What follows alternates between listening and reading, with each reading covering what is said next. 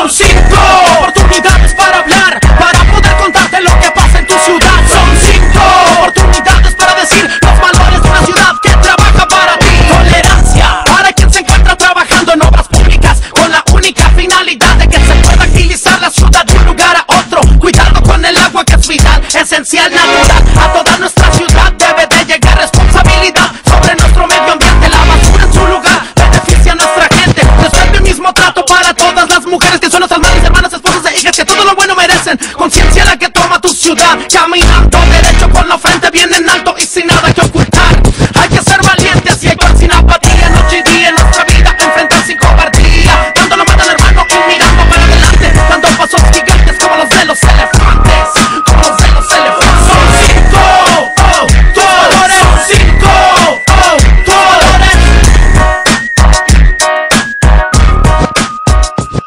Desde el corazón de México, para la gran ciudad, Capital 21. Si nos dejan, nos vamos a querer toda la vida.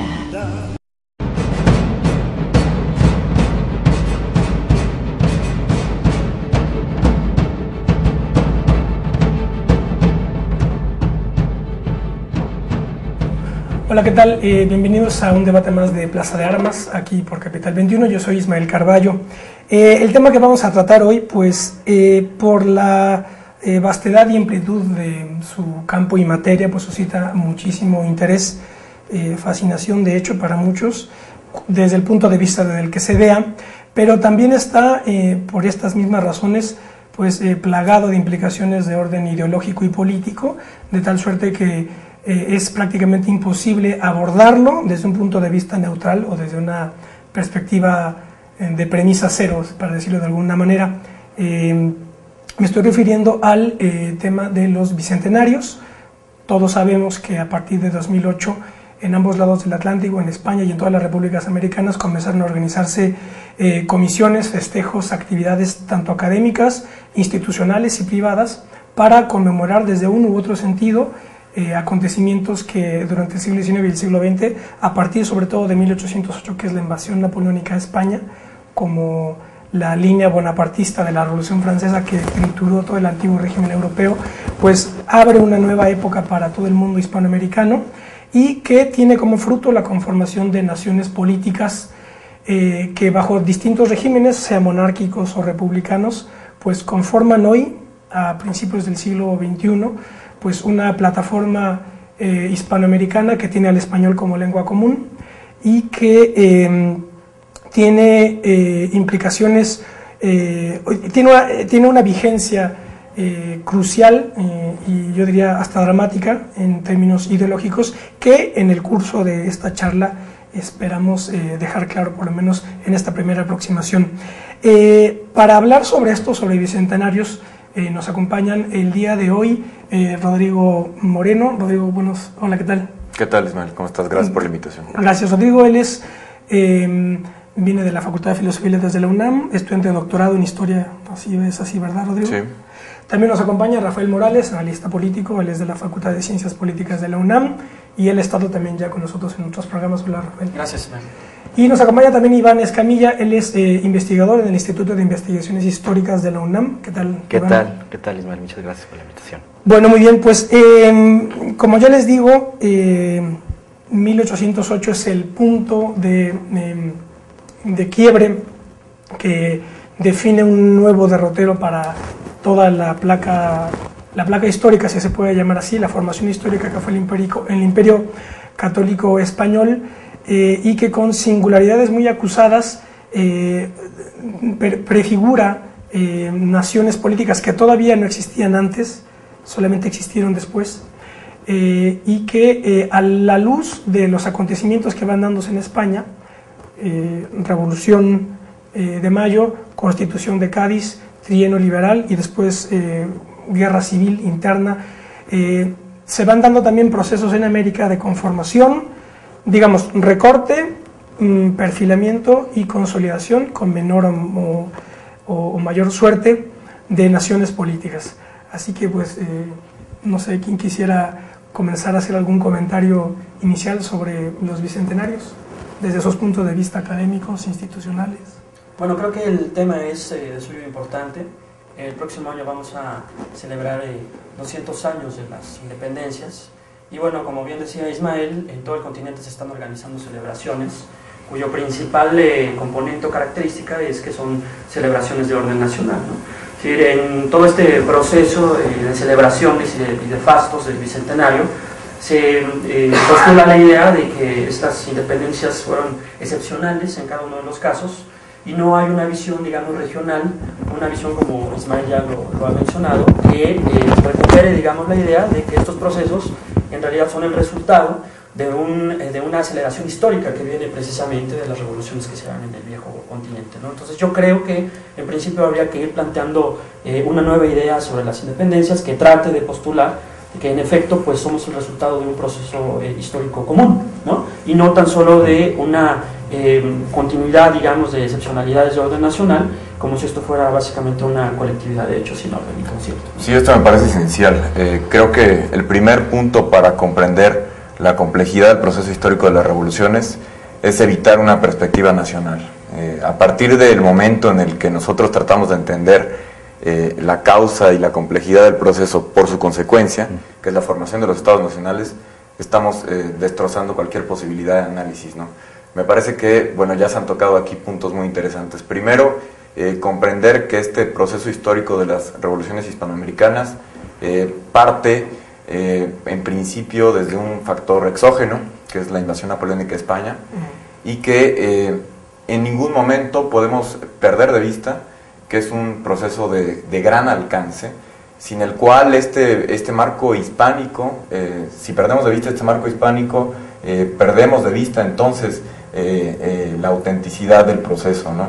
Si nosotros comenzamos a ver singularidades y excepciones en cada una de las realidades que después van a ser nacionales, podemos perder las perspectivas, claro, ¿no? Entonces, por principio, sí, a mí también me gustaría plantear dos puntos esenciales para analizar las revoluciones.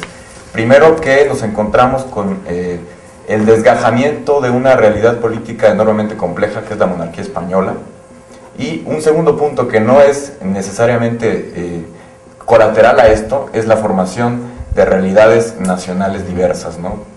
Por principio de cuentas la propia España y después las realidades americanas. Entonces son dos procesos históricos muy complejos que tienen cita en esta segunda década del siglo XIX. Yo creo también que sí es muy muy importante, ya lo están tocando ustedes, tener en cuenta ese marco general, ¿no? Porque las revoluciones no aparecen porque sí, no aparecen en cada lugar porque alguien tuvo una ocurrencia genial de volverse revolucionario, aparecen precisamente y en todo este marco tan grande, este marco imperial, porque en los años precedentes, y no estoy hablando de los 10, 15 años precedentes, podríamos remontarnos hasta los 100 años inmediatamente anteriores, se ha ido conformando un nuevo marco de relaciones dentro de esa gran monarquía, ¿no?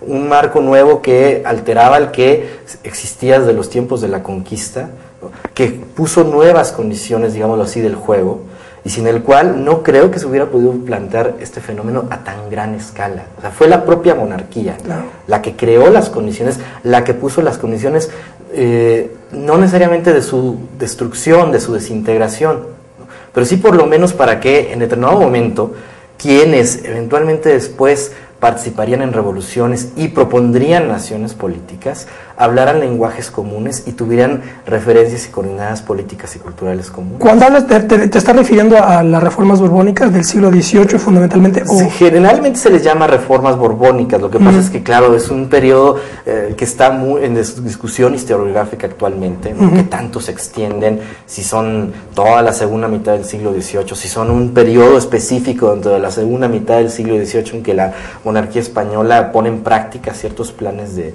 transformación, pero en general podríamos hablar podría decirte de 1713 en adelante, es decir, claro, antes de lo que normalmente se habla de reformas borbónicas. ¿Por qué 1713? La sucesión. ¿No? Cuando termina la guerra de sucesión en España y una de las condiciones con las cuales la dinastía borbónica se sienta en el trono de Madrid es permitir a la Gran Bretaña, ¿no?, la intrusión legal dentro de la América española, por medio del comercio de esclavos de negros y otras prerrogativas comerciales totalmente inusitadas que se le estaban concediendo a esta potencia externa, ¿no? Con esto se estaba admitiendo por primera vez que se valía meterse allí y que se podía meter una cuña. Una cuña que además no iba a desaparecer. Yo creo que claro, se desprecia. No ha desaparecido. No ha desaparecido. Se desprecia con frecuencia, ¿no? Este factor, ¿no? del interés externo de las otras potencias por la fracturación de la monarquía española como un factor que está presente desde un siglo antes de que empiecen las revoluciones, claro, y que determina, entre otras cosas, las políticas españolas, incluidas las famosas reformas borbónicas. Lo que no quiere decir que sea un antecedente per se, es decir, el antecedente es una construcción de análisis, claro, desde nuestro propio presente, ¿no? Claro. Es como decía Borman, un fantasma historiográfico, podemos ubicar antecedentes en todas partes, claro, a partir de lo que queramos estudiar, ¿no? Entonces, es curioso, las reformas borbónicas comenzaron a estudiarse como antecedente quizás en los 60s o en los 70s, ¿no? Con una historiografía un poco más estructuralista, en fin, antes ni siquiera se vinculaban a los fenómenos revolucionarios en sí mismos. Entonces, el concepto de antecedente es un poco problemático. Claro, porque se parte desde la existencia de las naciones ya. Así es depende independientes, de lo que claro, en el proceso histórico. Simple y sencillamente es en el sentido de que conmemoramos los bicentenarios como la disolución de esta monarquía, pero la disolución ya estaba planteada. Es decir, y no como resultado necesariamente de una demanda interna y un deseo interno, autonomismo, lo que criollismo, lo que ustedes quieran. El protonacionalismo. Como el famoso patriotismo criollo que tanto son muy problemáticos. Claro. ¿No? Nosotros podemos encontrar estos elementos en donde queramos, pero no necesariamente van vinculados a un proceso político cuyo principal motor fue una invasión en 1808, que desgajó todo un entendimiento de la política en la monarquía española. Lo que sí habrá que señalar, y lo cierto era que había ahí una dialéctica entre imperios, que era el imperio español, el Sacro Imperio Romano Germánico y el imperio británico, y Francia con ambición imperialista, como siempre ha sucedido con Napoleón, que es lo que después repercute en la conformación y la independencia de las naciones americanas, de las repúblicas americanas. Bueno, por supuesto, es que cuando decimos que no hay que perder de vista el marco hispánico del proceso revolucionario, es que tampoco vamos a perder de vista el marco europeo, un marco de competencia entre potencias europeas, ¿no? Es decir, la Gran Bretaña como un ente aislado, el único que se opone claramente a un Napoleón que está ya dominando toda Europa, ¿no? Entonces, precisamente la invasión napoleónica a España tiene ese objetivo, entrar a Portugal, porque Portugal era el único aliado de Inglaterra, y entonces ya con esto dominar toda la Europa continental en contra de la Gran Bretaña. Por eso la Gran Bretaña, el histórico enemigo de la monarquía española, se convierte de golpe y porrazo en 1808 en su único aliado, porque no le queda de otra, ¿no? Sí, claro, es que lo que pasa es que se nos olvida que ¿no? en nuestras respectivas naciones, que estamos hablando de un momento en que se están definiendo las cosas en una perspectiva que los historiadores ahora llaman atlántica. Es decir, hay una serie de potencias que tienen ya cerca de un siglo luchando por el predominio ya no centrado en el continente europeo, sino precisamente en el ámbito más amplio del mundo atlántico, de las ambas orillas, la orilla europea, la orilla americana, ¿no? Y que, por ejemplo, Gran Bretaña pues tiene mucho tiempo jugando este juego. Francia, ya sea la Francia todavía borbónica o la Francia revolucionaria, no importa, sigue jugando este juego de todas maneras, y eso determina las condiciones en las cuales se da pues el estallido o el truene de 1808 en ese sentido, ¿no? No hay que perderlo de vista. Estamos jugando con condiciones que ya están presentes desde antes. Bueno, y otro tema que tampoco se tiene que perder de vista es el hecho de que además de esos procesos atlánticos estaba dándose también en toda la Europa continental un proceso de permanente enfrentamiento con el Islam. Es decir, toda la historia, todo el desarrollo del mundo romano y de los reinos sucesores, los reinos medievales, que después con el descubrimiento de América se convierten en imperios universales con regímenes de monarquía absolutista, todos tenían como contrapunto al Islam.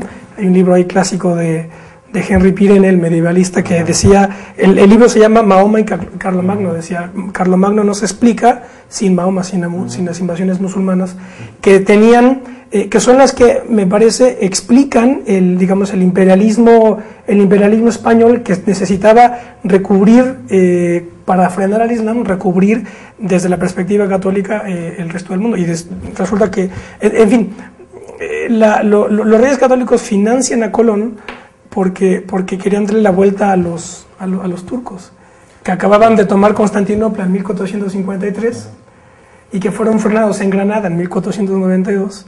Y después la financiación del viaje era porque los querían tomar por detrás a los... Aunque mira, quizás para finales del siglo XVIII, tal vez yo creo que la amenaza otomana ya no era ni mucho menos lo que era pues un siglo atrás. Es decir, el solo pensar que parte de las campañas de las campañas de Bonaparte, uno de los escenarios es precisamente Egipto, ¿no? Y es el lugar donde choca con los británicos, por ejemplo, ya nos habla de que ese espectro que otrora amenazaba el Mediterráneo ya ha disminuido su presencia. El Imperio Austriaco ha crecido a costa del Imperio Otomano a lo largo de todo el siglo XVIII. Quizás ese peligro ya no está presente como una amenaza real, puede estar presente como un motivo ideológico, pero yo creo que ya ni siquiera con tanta Híjole, yo no me atrevería a decir eso, porque yo creo que de hecho el problema hoy del Islam es virgen de un... Bueno, pero es otra... No necesariamente, porque movimientos islámicos radicales están planteando... Las coordenadas que tienen muchos movimientos islámicos radicales, como Al-Qaeda, tienen presente toda esa dialéctica histórica multisecular. Pero para efectos de las revoluciones hispanoamericanas, quizás la construcción del otro es muy maleable, ¿no? Sí está el antecedente de que el otro es el hereje y el otro es entonces el infiel maometano. Pero en el siglo XVIII y principios del XIX, para la monarquía hispánica, el otro me parece que es el napoleónico, el infiel es el revolucionario francés, y el otro, que había sido en un momento dado el británico, en este momento es el napoleónico. Entonces, ese otro se va construyendo en función de muchas coyunturas políticas, y ese otro en Hispanoamérica, en algún momento determinado, se convierte en el propio español peninsular en contra de un español americano. Entonces, en un conflicto político, el otro va cambiando, ¿no?, de acuerdo a la propia coyuntura. Sí, claro. Claro, y esa me parece que es la materia de debate de todas estas celebraciones, ¿no? Es decir, si nosotros revisamos lo que es el resultado de los últimos 200 años de independencia, vamos a ver, por ejemplo, que el saldo sigue siendo negativo. Es decir, lo que nos ha dejado todo este proceso sigue siendo todavía un porvenir no muy claro en términos de los retos que presenta toda América Latina, como lo decía Manuel Ugarte, como la patria grande. Es decir, ¿a qué me refiero? Veamos, por ejemplo, las condiciones en las que Morelos vivió en la vieja Valladolid, y veamos hoy las condiciones en las que Michoacán en general sigue viviendo. Es decir, hay una serie de condiciones que se mantienen a lo largo del tiempo, y parece ser que 200 años no han sido suficientes justamente para poder superar, digamos, estas condiciones bajo las cuales los independentistas tuvieron la conciencia de la necesidad de levantarse, ¿no? Precisamente en contra de lo que tú dices, ¿no?, que era la vieja clase de los peninsulares en España, ¿no?, que tenían básicamente saturados o bloqueados todas las oportunidades para que los criollos pudieran ascender en la clase social. Bueno, ahí yo creo que hay que hacer un par de puntualizaciones, porque una perspectiva historiográfica tradicional que arranca poco después de la independencia, efectivamente, planteaba esta situación del acaparamiento de los puestos políticos y otras oportunidades por parte de los peninsulares. Ahí hay que tener mucho cuidado, ¿no? Si intentamos recuperar con una perspectiva académica, ¿no?, y poder realizar un análisis más claro de lo que sucedió con las independencias, ahí tenemos que enfrentarnos un poco con estas visiones, porque con solo pensar, pues es lo que me gusta estudiar el siglo XVIII a mí, por ejemplo, ¿no? Con solo acercarse a la monarquía y a su funcionamiento, y al virreinato y su funcionamiento en el siglo XVIII, nos percatamos que esta usurpación de los puestos por los peninsulares no es necesariamente cierta. Hay que matizarlo, porque en un montón de instancias los criollos tradicionalmente mantuvieron mayoría desde finales del siglo XVI. Es decir, estamos hablando de audiencias, estamos hablando de cabildos eclesiásticos, es decir, son los puestos altos de la jerarquía eclesiástica, inclusive algunos obispados. Llegó a haber un par de virreyes americanos. Es decir, yo creo que es un poquito más complejo que eso, ¿no? Estamos ahí más bien retomando una idea que surgió como el primer intento de interpretar por qué habían ocurrido los procesos de independencia y que se basaba en la memoria de una sola generación, la generación inmediatamente anterior al inicio de los procesos de independencia, a la cual efectivamente le habían tocado algunas directrices para bloqueo de los criollos en los puestos importantes de la monarquía, pero era un fenómeno absolutamente reciente, y no necesariamente una política exitosa, ¿no? Ahí es donde yo creo que tenemos que cuidar un poco y ver más bien cuáles fueron las razones por las que diferentes personas en diferentes situaciones se levantaron. Ahí es donde, bueno, yo supongo que Rodrigo nos puede hablar un poco más al respecto, pero nos damos cuenta que las motivaciones para levantarse o hacer juntas entre 1808 y 1810 no eran de independencia. O no son independencia, o no necesariamente son un problema con los peninsulares, son muchísimo más variadas que eso. Fueron sobre todo contra la invasión, ¿no? Que era el retorno de Fernando VII. Con respecto al primer punto, sí, estoy completamente de acuerdo. Esta visión del enfrentamiento entre españoles y americanos, bueno, españoles europeos y españoles americanos, los dos eran españoles, es curiosamente una construcción de los propios insurgentes, de los propios patriotas en todos los puntos de Hispanoamérica, empezando por el decreto a muerte de Bolívar, que trata de polarizar la guerra entre españoles americanos y españoles peninsulares, pero no necesariamente desde un punto de vista de la fatalidad del nacimiento, sino desde un punto de vista de la decisión política del movimiento. Es decir, yo no soy americano porque nací en América, sino porque me digo americano. Esto es lo importante. Lo mismo pasa en Nueva España, ¿no? Si queremos ver un conflicto entre americanos y entre españoles, hay material para ello. Hubo evidentemente algunos indicios que nos dicen que así fue, pero también hubo muchísimos enfrentamientos que rebasan, por supuesto, esta dicotomía. No es así. Y sí, entre 8 y 10, el juntismo nos habla de una alianza tácita entre ciertos núcleos que, aunque comenzaban a prefigurarse con tendencias políticas determinadas, lo que buscaban en una primera instancia era el antiguo régimen. Es que no tenían de otra, parten de una cultura política que es la misma en toda la monarquía hispánica y que les dice que tienen que hacer juntas en nombre de Fernando VII para desconocer unas abdicaciones que fueron ilegales, ¿no? Entonces son nuevas organizaciones políticas para responder a una coyuntura que, esto es importante decirlo, es completamente inusitada. Es decir, no saben qué hacer en 1808 ante una invasión y ante un rey que, visto desde cierto punto de vista, vendió el reino, ¿no? en Bayona. Entonces, ¿cómo reaccionar ante este vacío de poder? Es la gran pregunta de los primeros 2 años en particular, pero es la gran pregunta de las revoluciones hispanoamericanas, ¿no? ¿Quién va a gobernar y por qué? Ustedes que están más cercanos a la academia, sobre todo tú, Iván, ¿cómo? Rodrigo también. Bueno, Rodrigo también, pero ¿cómo ven las perspectivas que están siendo manejadas por comisiones académicas como la de la UNAM? Hay una comisión nacional, federal, una comisión en el gobierno del Distrito Federal. No sé si en todos el resto de los estados, no necesariamente. Casi en todos.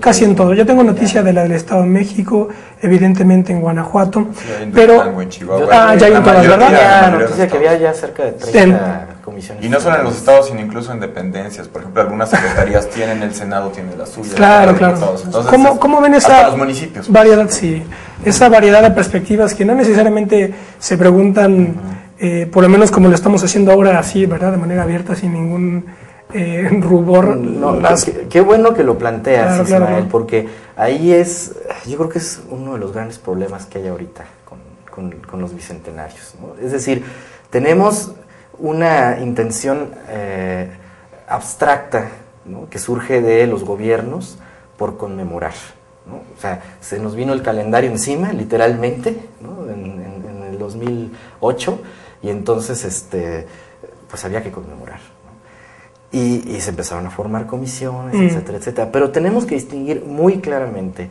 entre las conmemoraciones que se hacen, creo, hay que decirlo con toda claridad, ¿no? Con una intencionalidad política, ¿no? Y, por ejemplo, las comisiones de índole académica como la UNAM, ¿no? Yo creo que son, aunque los cruzamos en el camino las instituciones y los gobiernos y los esfuerzos conmemorativos y los financiamientos a los proyectos y demás, yo creo que sí hay que establecer una diferencia clara, ¿no? Es decir, finalmente, ¿qué fue, por ejemplo, la conmemoración del centenario de la independencia para Porfirio Porfirio Díaz en 1910. ¿no? Fue una justificación de su propio régimen, ¿no? Era pintar este panorama que se describe, ¿no?, en obras como México a través de los siglos, ¿no?, en los cuales la nación mexicana ha existido siempre, ¿no? Y entonces en 1910 culminaba en una especie de éxtasis de progreso bajo el gobierno de Díaz, ¿no? O sea, era el sentido de la conmemoración,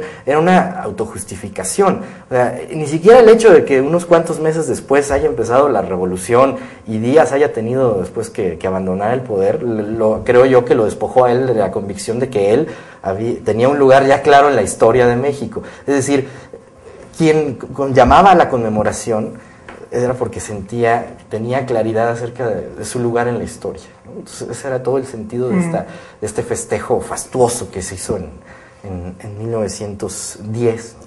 100 años después creo que estamos en problemas, porque no hay modo de abordar la cuestión. No hay claridad, es decir, no hay claridad, nadie sabe qué justificar. Claro, exactamente. Nadie sabe, o sí saben qué justificar, pero entonces en el camino perdemos la perspectiva académica. Bueno, lo que pasa es que hay una, digamos, una trabazón ahí orgánica imposible de separar entre, digamos, ideología, política e historia. No se puede separar.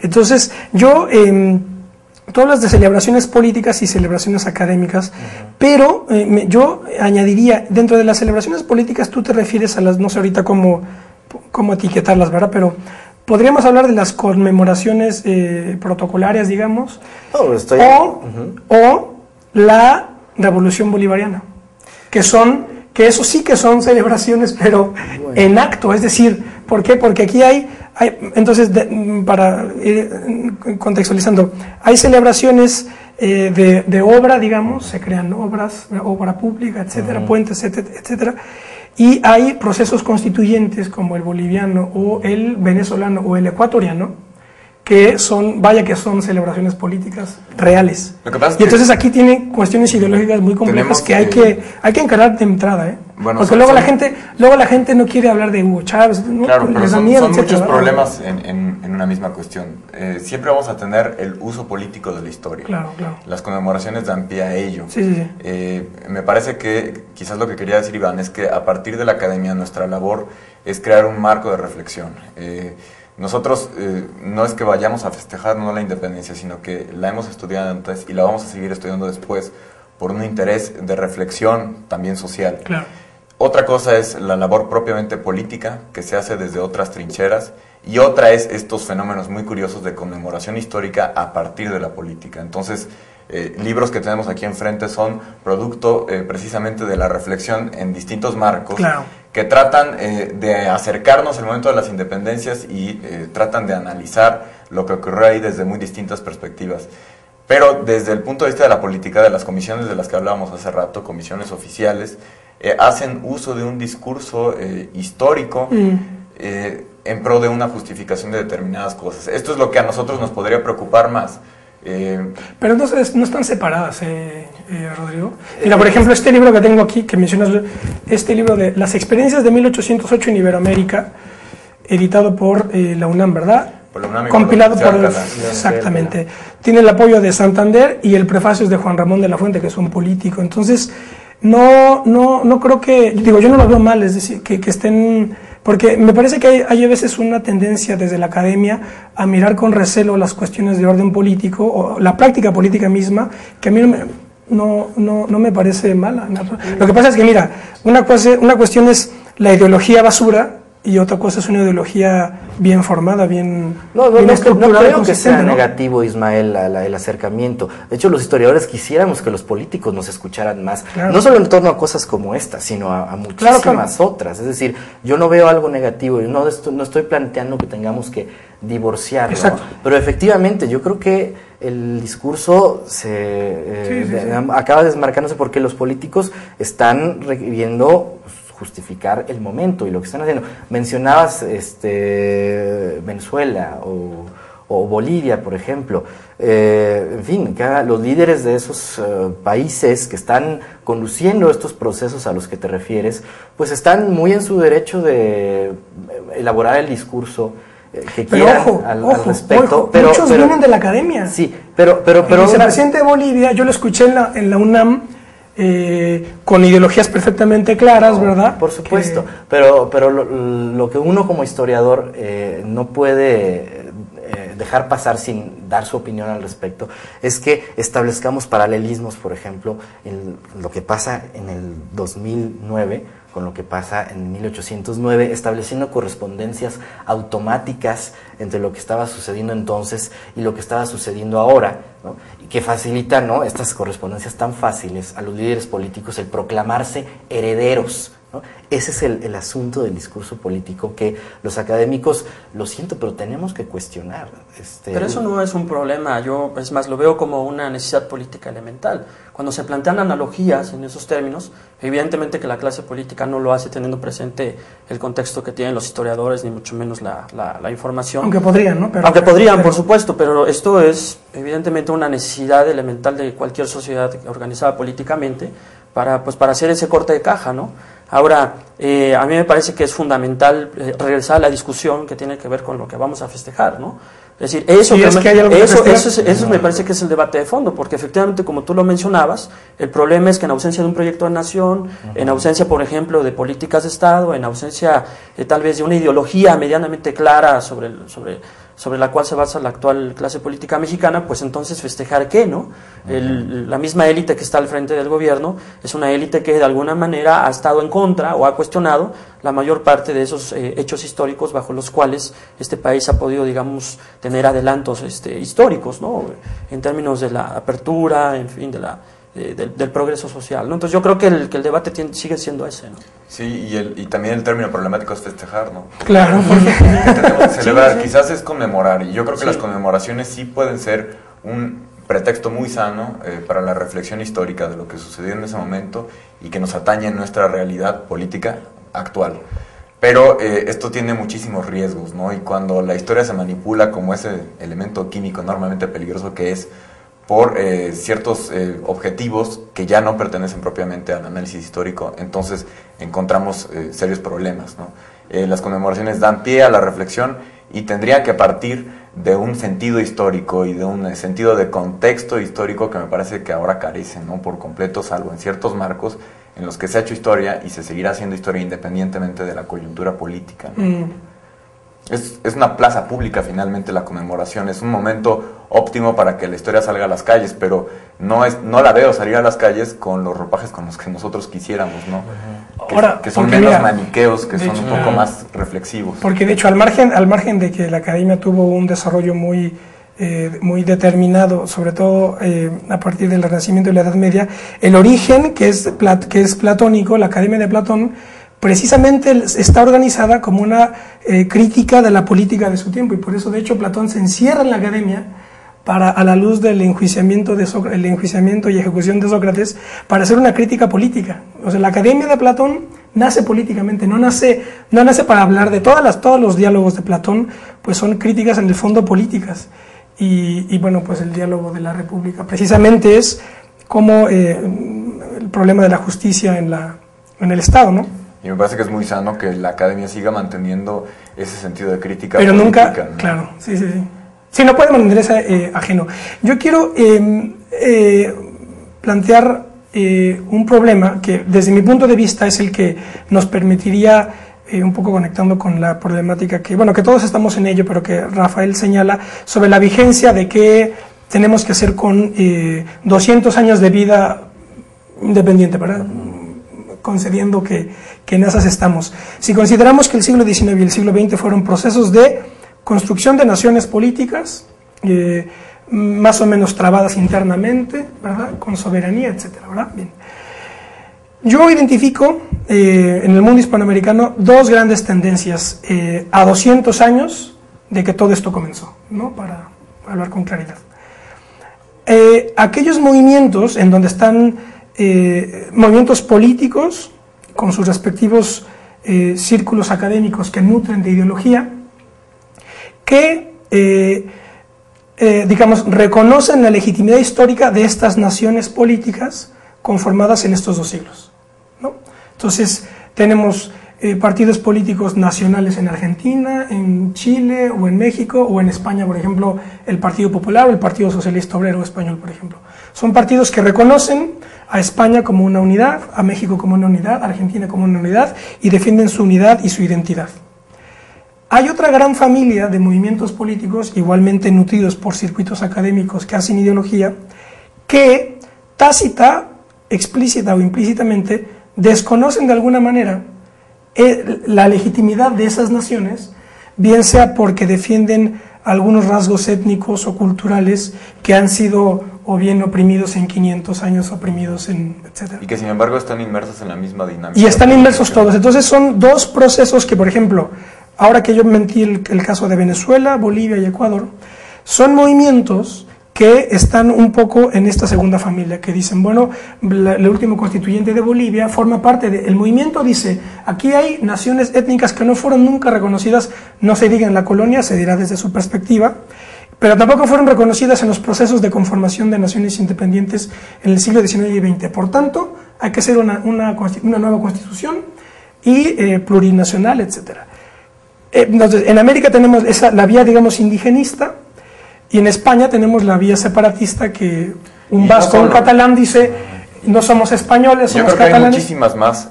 Lo interesante de esto y lo más curioso es que quizás encontremos muchas de las explicaciones en el momento de las revoluciones independientes. Claro, que es la clave ahí. Quizás porque ese momento es el primer paso de la complejísima construcción del Estado Nacional. Eso es. Una cosa es la construcción del Estado Nacional y otra son todas las problemáticas políticas, sociales y económicas que no son necesariamente solventadas en esta realidad que son los estados nacionales, que no se concretan ni en 10, que no se concretan tampoco en 21, y que todo el siglo XIX, y me atrevería a decir en algunos casos que también parte del 20, no, sin duda, siguen en esa complejísima construcción. Entonces, esa es parte de la riqueza del proceso de las revoluciones, que también ahí encontramos, si no respuestas plenas, al menos indicios de procesos que no se encuentran satisfechos. De hecho, yo creo que algo para lo que debería de ayudarnos la conmemoración en todos los sentidos es más inclusive que para establecer continuidades, ¿no?, como mencionabas hace rato, respecto de lo que plantearon en su momento procesos como las revoluciones de independencia o la Revolución Mexicana. Yo creo que más bien para aprovechar y darnos cuenta de las diferencias. ¿Cuán diferentes somos como sociedades de las que existían hace 200 años? Sí, seguimos siendo terriblemente desiguales, lo que ustedes quieran, lo que ya hemos mencionado, pero cuánto hemos cambiado, cómo inclusive en el caso de estos próceres tan idolatrados, ¿no?, si nos comparamos con ellos, nos damos cuenta que ellos se encontraban en un momento de construcción de la idea de nación, de la idea de la participación política, que afortunadamente hemos superado. Por ejemplo, ¿quién de los próceres de la independencia hubiera pensado en proponer abiertamente sufragio universal? ¿No? Por decir solo un ejemplo, ¿no?, en las nuevas naciones. O sea, realmente no era algo que estuviera en realidad presente. Y en cambio, hoy, 200 años después, lo aceptamos como algo absolutamente necesario y que no debe de desaparecer nunca. Entonces, más bien tenemos que plantear cómo a lo largo de estos 200 años hemos logrado superar ciertas limitaciones en ese sentido y hemos sido capaces de plantear nuevas maneras de enfocar, ¿no?, el desarrollo de nuestras sociedades, de nuestros estados, con todas las diversidad de opiniones como las que manifiestan, ¿no? Yo creo que eso es algo importante, ¿no?, plantear cuán diferentes somos y cuánto, a pesar de todo, hemos caminado a lo largo de 200 años, porque creo que si vivimos en la idea de que es que el ideal no se cumplió hace 200 años, ¿qué ideal? Sí, claro. ¿Qué ideal? No, se fue construyendo sobre la marcha. Es un ideal, el ideal de ellos no es el mismo de nosotros. No puede ser, porque nuestra situación y los problemas que nos planteamos hoy y que tenemos que resolver no son los que tenían ellos en 1808, en 1810 o en 1821. Pero es curioso, yo creo que esa visión, bueno, yo no estaría de acuerdo con esa visión. Yo lo que creo es que si hacemos ese corte de caja 200 años, lo que tenemos es más bien una convergencia de determinados problemas y hechos, ¿no? Es decir, lejos de que nos veamos como naciones cada vez más diversas o distintas, lo que tenemos el día de hoy es una especie de homogeneidad en un montón de procesos, ¿no? Es decir, las consecuencias históricas de esto, de las independencias y los sucesivos hechos que las fueron finalizando, pues no han sido de poca monta, ¿no? El idioma español, la religión, Y ahora lo que tenemos pues son, si ustedes hacen un viaje por algunos países del continente, vamos a ver que hay una serie de problemas muy, muy comunes: el empobrecimiento de la clase política, los efectos sobre el modelo neoliberal en las sociedades. En fin, son procesos que nos están haciendo más bien una nación latinoamericana muy pareja en términos no me de ese tipo refería de a que cosas, somos ¿no? diferentes entre nosotros, sino que somos diferentes todos, lo que ahora somos los latinoamericanos, digámoslo así, definido tan ampliamente como esa palabra, de los súbditos de la monarquía española en América en 1808, ¿no? No, estoy de acuerdo contigo, o sea, tenemos una herencia común y problemas comunes que están vivos. Bueno, es que yo creo que la discusión por tiene que ir supuesto. más bien por ese lado, porque la pregunta es si nos podemos considerar básicamente como una nación latinoamericana, o si efectivamente eso es básicamente un concepto que no puede operarse, ¿no? Sobre todo en términos históricos. Me parece que es una realidad compleja que nos impide pensar en una nación hispanoamericana, ¿no? No solo porque es un abuso de una idea que Bolívar nunca esgrimió tal cual como eso, sino porque efectivamente tenemos realidades que nos impiden hablar de una unidad, ni siquiera en términos políticos, casi ni siquiera en términos culturales, ¿no? Sería como tratar de homogeneizar una cosa que no es homogeneizable, ¿no? Pero, en fin, yo me gustaría regresar al cuento de las revoluciones, porque ahí encontramos muchas de las respuestas que ahora estamos buscando, ¿no? Por eso no es fútil que las conmemoraciones nos permitan traer a cuento un proceso que sigue inacabado y que implicó muchos cambios que, como tú dices, en este momento sería un poco forzoso tratar de equiparar, ¿no?, a nuestra sociedad actual. El riesgo es también el anacronismo, ¿no? El riesgo es exigirle a esos procesos cuestiones políticas que nunca se plantearon ellos y que vemos solo en nuestra sociedad actual, ¿no? Tratar de encontrar atisbos de democracia en una revolución que no fue democrática, cuyos efectos democráticos fueron posteriores y quizás se pueden plantear ciertos rasgos, pero no la intención. Eso me parece un riesgo enorme, ¿no? O sea, tratar de ver en las ideas de ciertos líderes cosas que solo las podemos exigir, claro, podemos exigir solo en el siglo XX, me parece riesgoso. Es ahí cuando hablábamos de la utilización política del discurso histórico, ¿no? Es riesgoso el anacronismo porque es una falsedad, ¿no? Y luego también la elección misma de criterios, por ejemplo, esto que está tan de moda de hablar de la democracia, de la transición democrática. Entonces, no me acuerdo qué libro vi por ahí, me parece que uno de José Antonio Crespo sobre los mitos de la historia, algo así se llama. Y entonces trata de explicar ahí que como desde la democracia, es necesario desde la democracia replantear todos los mitos. Y entonces yo digo, bueno, pero también desde la monarquía y la aristocracia, es decir, ¿por qué desde la democracia nada más, no? Como si la democracia fuera aquel punto hacia el que toda la humanidad se dirige, ¿verdad? Entonces ese es otro mito rotundo, porque es como... Que la propia historia nos dice que no es cierto. Que no es cierto, que además tú lees la política de Aristóteles y entonces él decía, pues monarquía, aristocracia o democracia son regímenes que pueden cambiar y que no pasa nada, ¿verdad? Él no se escandalizaba. Pero ahora todo está manejándose de tal modo que podríamos llamarle un fundamentalismo democrático, en virtud del cual todos dicen, no, es que desde la democracia, y dices, bueno, pero, momento ya, o sea, pero... No, explica primero qué es la democracia, ¿verdad? Porque no es la clave universal. No es la clave universal para nada, porque por ejemplo, ser visto una plaga, o sea, en España, la revolución de la democracia. Bueno, claro, en Aristóteles, en Aristóteles también era algo no necesariamente que gustaba.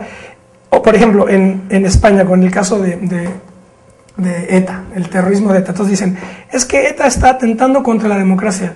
Bueno, pero contra la democracia, la oligarquía, la aristocracia, contra todos. ¿Por qué contra la vida humana? Contra la vida humana, ¿no? Y sobre todo contra la vida de españoles. Entonces no es la democracia en abstracto, porque, ¿no? Exactamente, pues es que esa es la cuestión, ¿no? O sea, como dice muy bien Rodrigo, o sea, el anacronismo que nos nubla, nos hace sentirnos cómodos así en ese ambiente familiar lindo y agradable que son los mitos, ¿no?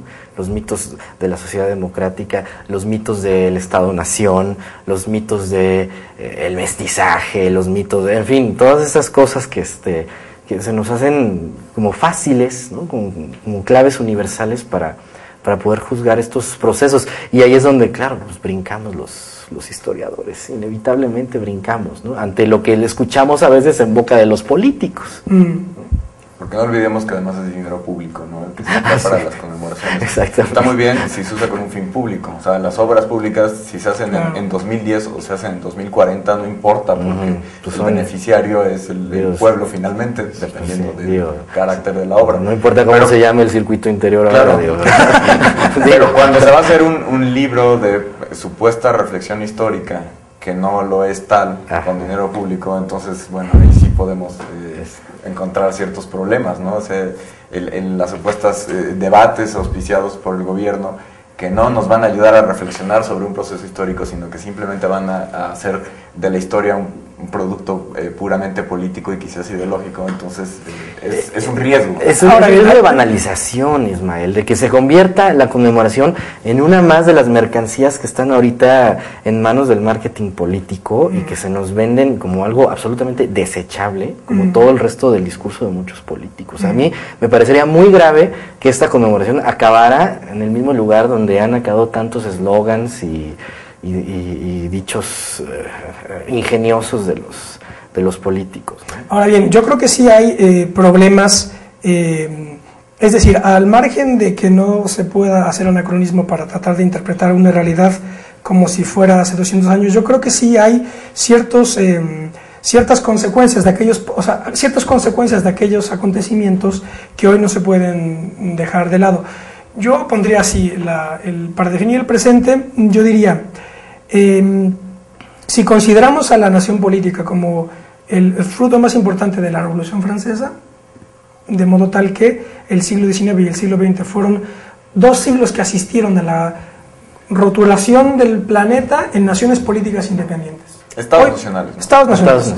Hoy todo el planeta, ya no hay ninguna parte del planeta que no forme parte de un Estado nacional. A grado tal que se piensa que eso es natural en las sociedades humanas, claro. que no hay otra forma de organización política más que el Estado nacional. De ahí la relevancia de los 2 siglos que acaban de pasar, claro, que no son cosas menores, y de la Revolución Francesa. Ahora bien, yo lo que veo es esto, el planeta ya está recortado en naciones políticas que tienen asiento en la sociedad, en la ONU, digamos, en la Asamblea de la ONU, para tener un referente objetivo, ¿no? Serán 198, lo que sea. La Unión Soviética apoyó los movimientos de liberación nacional del siglo XX, son ininteligibles los movimientos de liberación nacional sin el apoyo de la Unión Soviética, y bueno, en el siglo XIX se recortan todas. Bien, lo que yo veo ahora es que esas naciones están internamente buscando fragmentarse otra vez, por movimientos, por ejemplo, aquí, por eso es lo que decía, por la vía indigenista, volverse a fragmentar otra vez con ciertos grados de radicalismo, ¿verdad? Aquí yo creo que en México no hay ningún planteamiento de separatismo, pero en Bolivia o Ecuador puede que sí lo haya. Y en España no se diga, pero también en Italia, en Rusia ya lo vimos. Bueno, la llamada balcanización. La balcanización, sí. Esto es, algunos analistas políticos dicen que es simplemente que el modelo de los estados nacionales está dando de sí, y esta respuesta, o más bien la respuesta de los distintos grupos políticos a aspirar a convertirse en estados nacionales sería justamente porque el Estado nacional como tal ya es una realidad que no ofrece todas las garantías. Sí, a mí una vez me dijeron, sí, eso es algo, el Estado Nacional es algo del siglo XIX, como si fuera algo nefasto, viejo. Yo digo, oye, ¿te parece poca cosa? Yo creo que más actual es imposible. Es uno de los motivos, por cierto, por los cuales me parece muy interesante estudiar las revoluciones hispanoamericanas, porque en un momento determinado se creyó que la conformación de los Estados Nacionales era la solución. A un problema político, social y económico, y ahora asistimos a que en ciertas realidades también se está pensando que la conformación de un Estado nacional es la solución. Pues, muchos vascos lo pensarán, muchos catalanes también lo pensaron, y los croatas lo acaban de pensar hace 15 años. Entonces, ¿por qué se sigue pensando que el Estado nacional va a solucionar? Yo tengo una respuesta que la pongo sobre la mesa, el del imperialismo. Porque en Estados Unidos nadie se pregunta que California puede ser un Estado nacional independiente. Porque lo llegan a pensar, por cierto, dirían que es la 7ª potencia mundial. Bueno, dicen en términos económicos, pero todos cierran filas cuando se trata de la unidad de Estados Unidos, no Estados Unidos, con un ejército que está en todo el mundo. Quebec sí, por ejemplo, y es una potencia mundial, ¿no? Entonces, ¿Quebec es una potencia mundial? No, Canadá es una potencia mundial, y Quebec sí ha pensado en el separatismo radical. No, claro, están todo el en la Gran Bretaña del Imperio Británico se piensa día con día. Irlanda se desgajó. Sí, pero no, bueno, sí. Entonces, yo lo que pienso es que las potencias no van a permitir nunca que se fragmenten. Y me parece, y esa es mi tesis, lo que hacen es precisamente financiar movimientos de separatismo para debilitar al resto de los estados. Esa es mi tesis. Es decir, Es lo que pasó, de hecho Chávez lo condenó. ¿Cuál fue la región de Rusia que se separó? Lo de la guerra esta de Osetia. Osetia del Sur. Georgia. Y que fue totalmente financiado por Estados Unidos, ese proceso, para debilitar a Rusia. Es indudable que siempre habrá intereses económicos. Claro, es lo que no hay que perder de vista. También en la Revolución Hispanoamericana hubo intereses económicos, sobre todo los británicos, y también estaba Estados Unidos ya presente. Claro. ¿no? Lo que pasa es que también responde a necesidades políticas de ciertos grupos. A mí me parece todavía más, no sé si todavía más interesante, pero que tenemos que tomar en cuenta también esas peticiones políticas de los grupos que creen que la formación de un Estado nacional resolverá. Es que es como hace 200 años, o sea, cuando en 1808 se nos plantea esta situación de crisis constitucional, pues, ¿cuáles son los referentes que existen en la cultura política de las personas y de los líderes políticos, ¿no? Y igual hoy en día, ¿cuál es el referente que tenemos? La ONU, como acabas de decir, con sus estados nacionales ahí sentaditos todos, incluyendo los más nuevos. O sea, es que no hay referentes o alternativas claras, no hay alternativas claras, por eso, independientemente además de lo que mencionas, de que puede haber no hay alternativas claras al Estado-nación. Claro, no. No las hay. Pero esto es jacobino, ¿eh? No, bueno, sí. Posición jacobina. Pues sí, pero es que no hay, o sea, tampoco se puede pretender que los movimientos planteen otra cosa, porque ese es el resultado, como bien dices, de 200 años. Esa es la única sopa de la que hay. Pero ¿cuál sería el peor escenario en ese caso? Que los países o los grupos que logren separarse el Estado-Nación conformen otro nuevo Estado-Nación. Obviamente con una viabilidad económica. El problema es que nadie gana con esto. Nadie gana. Bueno, algunos grupos... Sí, ¿En Hispanoamérica o...? En cualquier parte. En general. Sí. O sea, no se resuelven los problemas sociales con la creación de un Estado nacional. Eso es quizás lo grave. Y si se vende la idea como tal... ¿Pero qué sería resolver los podemos problemas? acudir a la historia para entender eso sería, que yo no me queda muy claro qué sería resolver esos problemas. Pues abatir la desigualdad, por ejemplo. Un Estado nacional no la va a abatir solo por ser Estado nacional. No, sí. Somos el ejemplo más claro. Y la historia es surtidora de ejemplos en este sentido, ¿no? Lo curioso es que los Estados nacionales no surgen por eso, ¿no? Para abatir la desigualdad. Exactamente. Surgen por otras cosas. Es otra la racionalidad. Pero ahora se política, piensa ¿no? que también tienen el poder mágico de hacer eso. Más bien creo que es a la democracia a la que luego se le pide resolver cosas para las cuales también tampoco fue diseñada, ¿no? Sí. Más que al Estado-nación, ¿no? Ahora, lo cierto es que aquí hay un sistema de estados. Ismael les llama juego de imperios, pero es un sistema de estados el que, para bien o para mal, facilita la creación o la emergencia de nuevas realidades políticas, ¿no? Y todo este episodio está de por medio de la guerra, ¿no? La guerra es definitiva en la existencia de los estados, ¿no? Y aquellos estados-nación que no tengan la capacidad para hacer la guerra o defender sus fronteras, simple y sencillamente no tienen viabilidad política. Pues sí, la capacidad de coerción realidad independiente, como ¿no? necesidad de establecer un propio gobierno. Pues, así es. No sé cómo estamos de tiempo aquí con producción. Me quedan todavía 5, así que bueno, podemos seguir tratando algunos otros temas. A mí me parece que yo a veces veo también con cierta distancia estas perspectivas que yo llamaría casi administrativas, que dicen, bueno, ¿qué nos falta? Entonces, pues más agua, ¿verdad? Más carreteras, más tal, etc. Entonces, bueno, sí, pero como tú dices, ni una revolución, ni un Estado nacional se hace para que haya más agua, ¿verdad? Se hace por otras cuestiones que hacen mucho más complejo el asunto. Para poner aquí 2 criterios de interpretación, yo diría que, es decir, yo no quiero negar que haya que tener agua, ¿no? Calidad de vida, ¿verdad? Como les encantan decir a todos. Esa idea de calidad de vida, sí. Ese término de calidad de vida a mí también me pone muy nervioso, porque yo no sé qué me quieren decir con eso, porque, es decir, pues el Che Guevara en Bolivia no se explica por la calidad de vida de Bolivia, ¿verdad? Él estaba tratando de hacer otra cosa, ¿no? O la revolución rusa o la mexicana. Pero en todo caso, esta perspectiva de las cuestiones de orden administrativo y de gestión son los que resuelven los problemas de cada país, ¿no? Pero agua, bacheo y alcantarillado necesita Copenhague, México, Quito o París o Johannesburgo, ¿no? O sea, son problemas homologables a cualquiera. Pero yo creo que lo que hemos estado aquí hablando tiene que ver con el problema, desde un punto de vista ya filosófico e histórico, de cada una de estas repúblicas, que ya no obedece a cuestiones de tipo administrativo o de que tengan regularidad, elecciones cada 6 años o cada 4 o cada 5, porque pues las grandes formaciones ideológicas no son de cada 6, no se renuevan cada 6 años, ¿no? Yo creo que ese es el problema un poco, que no sabemos, aquí ustedes me dirán si se están poniendo sobre la mesa en las conmemoraciones oficiales, si se están poniendo sobre la mesa en las conmemoraciones académicas o si se están poniendo en algunos lugares en la política práctica. A mí me parece que es el último objetivo, el primero y el último objetivo de la reflexión histórica desde un punto de vista universitario. Pues el sentido de la sociedad, no solo como nación, sino como realidad presente. Eso a partir también de la reflexión histórica. Creo que ha faltado en las conmemoraciones políticas oficiales, creo que ni siquiera se piensa dentro de esta agenda, y repito, en la medida en la que estas conmemoraciones favorezcan a la población mexicana con obras concretas está bien. En la medida en la que se abuse de la historia como discurso político, saldremos nosotros a defender que la historia es una herramienta de análisis de la realidad social actual, ¿no? Sí, la política es la trama de la historia, decía Mariátegui. También. Pues sí, creo que estaría yo totalmente de acuerdo con la reflexión de Rodrigo en ese sentido. ¿Tú, Rafael? Yo simplemente diría que el discurso político requiere ser renovado con una nueva interpretación de la historia, y me parece que lo que nos ha dejado estos últimos 200 años son una serie de lecciones que pues la clase política latinoamericana no ha podido recuperar, ¿no? Y que tiene que ver con el reto presente de conformar estados-naciones integrales, ¿no? Que tengan capacidad para mantenerse como realidades independientes, ¿no? Para terminar y dejar al auditorio con una idea provocadora, voy a leer el inicio de un libro bastante sugerente, muy interesante, de Jorge Abelardo Ramos. Es un marxista heterodoxo argentino.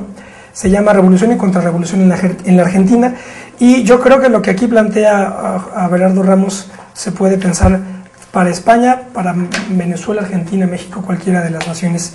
Dice así: la historia de los argentinos se desenvuelve sobre un territorio que abrazó un día la mitad de América del Sur. ¿De dónde proceden nuestros límites actuales?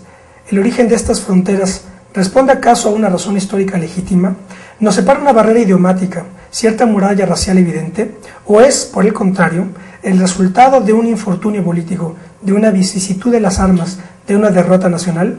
Sin duda parece como fruto de una crisis latinoamericana, puesto que América Latina fue un día no muy lejano nuestra patria grande. Somos un país porque no pudimos integrar una nación, y fuimos argentinos porque fracasamos en ser americanos. Aquí se encierra todo nuestro drama y la clave de la revolución que vendrá. Muy bien. Bueno, pues les agradezco muchísimo. Gracias. Que hayan estado. Bueno, habrá que hacer más programas de esto, ¿verdad? Si nos lo permiten, los seguiremos invitando para tratar estos temas tan interesantes de historia. Bueno, pues esto fue otro debate más de Plaza de Armas. Yo soy Ismael Carballo. Muchas gracias. Hasta pronto.